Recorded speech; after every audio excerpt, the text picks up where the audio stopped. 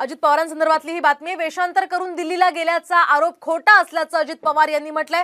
तर माझ्यावर करण्यात आलेले आरोप सिद्ध झाल्यास राजकारण सोडणार, मात्र पुरावे न दिल्यास विरोधकांनी संन्यास घ्यावा असं आव्हान सुद्धा अजित पवारांनी संजय राऊतांसह सुप्रिया सुळे यांना दिलंय।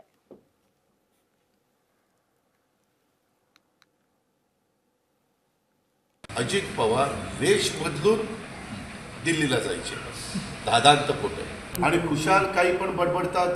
कोण बहुरूपी म्हणतंय, कोण काय म्हणतंय, कोण काय म्हणतंय। म्हणणाऱ्यांना काही लाज लज्जा शरम वाटली पाहिजे। दादांत बिनबुडाचे आरोप माझ्यावर जे काही करताय याच्यामध्ये तसोबर देखील तथ्य नाही।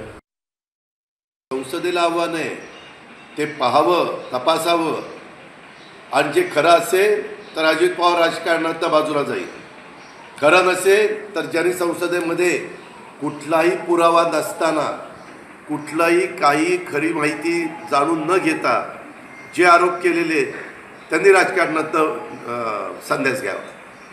अजित पवारांसंदर्भातली ही बातमी वेषांतर करून दिल्लीला गेल्याचा आरोप खोटा असल्याचं अजित पवार यांनी म्हटलंय। तर माझ्यावर करण्यात आलेले आरोप सिद्ध झाल्यास राजकारण सोडणार, मात्र पुरावे न दिल्यास विरोधकांनी संन्यास घ्यावा असं आव्हान सुद्धा अजित पवारांनी संजय राऊतांसह सुप्रिया सुळे यांना दिलंय।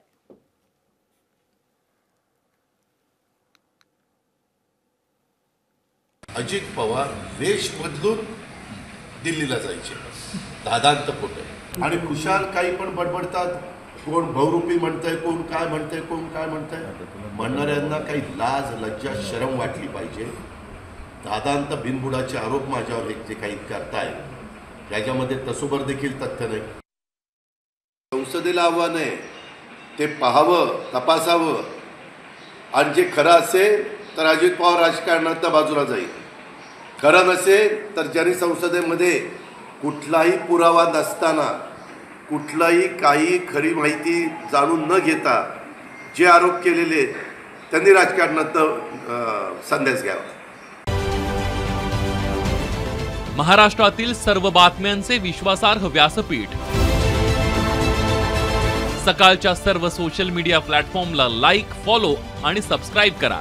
तसंच सर्व नोटिफिकेशनसाठी बेल आयकॉन प्रेस करायला विसरू नका।